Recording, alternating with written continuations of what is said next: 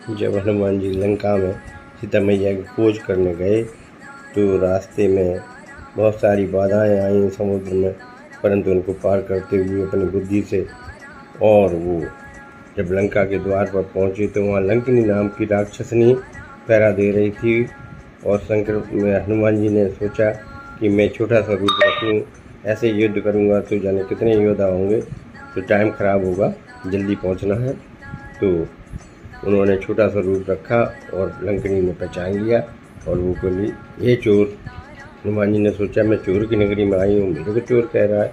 एक मुष्ट का मारा और वो उसके मुंह से रुद्र गिरने लगा और उसने चरणों में गिरकर एक दोहा कहा, तात स्वर्ग अपवर्ग सुख धरूं तुलाए कंग, तूल नताए सकल मिल जो सुख लब सत्संग। हे हनुमान जी, आज मैंने अपने पूरे जीवन का एक तराजू के पलड़े में पूरा सुख रख दूं और ऐसो आराम रख दूं, और आज का ये सत्संग जो आपने मारपीट की है उस सत्संग की बात दी कि ये मैं एक पलड़े में रख दूं, फिर भी आज का ये भारी है। और वो स्वर्ग को चली गई और आगे चले तो उन्हें विभीषण का घर दिखा, उस पर राम नाम अंकित था, बाहर तुलसी के दल लगे हुए थे। और उन्होंने जब वहाँ विप्र का रूप रखा और श्री राम कहने लगे तो विभीषण जागे और बाहर निकल के आए। उन्होंने कहा, आप कौन हैं, कहाँ से आए हैं, सारा परिचय हुआ।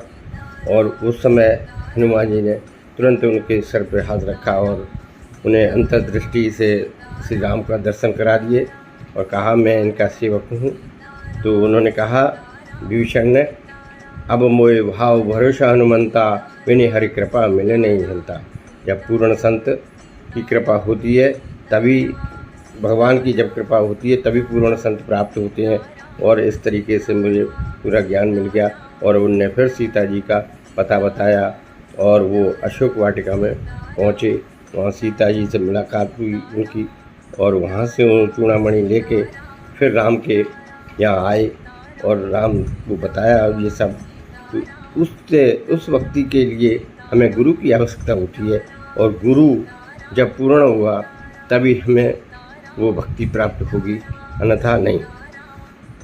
वो अंतर्दृष्टि से वो हाथ रखते ही हमारा ये वो दिव्य दृष्टि खोल देता है और अंतर में परमात्मा के दर्शन होते हैं। यही संदेश है गुरु का कि भाई पूर्ण गुरु वही है जो उसी समय तत्क्षण ज्ञान देते समय दर्शन करा दे परमात्मा की, वो पूर्ण गुरु है, अन्यथा हम भटक जाते हैं। इसीलिए हमें पूर्ण गुरु की खोज करनी चाहिए।